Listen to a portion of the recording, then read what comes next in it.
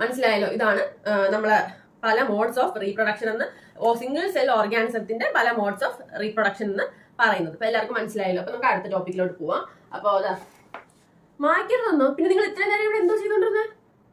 ആരും ഇതുവരെ ഒന്നും എഴുതിയില്ലേ?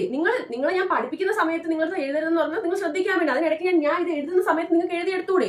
ആ സമയത്ത് എവിടെയെങ്കിലും നോക്കിക്കൊണ്ടിരുന്നിട്ട് 5 മിനിറ്റ്സ് ഞാൻ അങ്ങോട്ട് തന്നാൽ പിന്നെ ഞാൻ ഏത് സമയത്ത് പഠിപ്പിക്കും? ഞാൻ ഇതൊന്നും ഒരു പോയിന്റ് പോലും ടെക്സ്റ്റിൽ ഇല്ലാത്ത പോയിന്റുകളാണ്. നിങ്ങൾ ടെക്സ്റ്റിലാണെങ്കിൽ വേണ്ടിയ ഒരു സാധനം ഇല്ല, എല്ലാം ഞാൻ നോട്ട് പ്രിപ്പയർ ചെയ്ത് കൊണ്ടുവരുന്നതാണ്.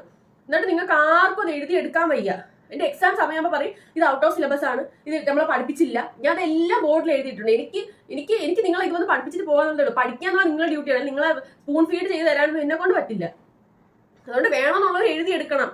ഞാനൊരു 2 മിനിറ്റ്സ് തരും. വേണ്ടിയവര് ഇത്രയും നോട്ട്സ് എഴുതിയെടുത്തോളാം. ഞാൻ 2 മിനിറ്റ്സിൽ ഞാൻ മായ്ക്കും. എനിക്ക് അത്രേ പറയാനുള്ളൂ. ഇനി ഇത് റിപ്പീറ്റും ചെയ്യരുത്.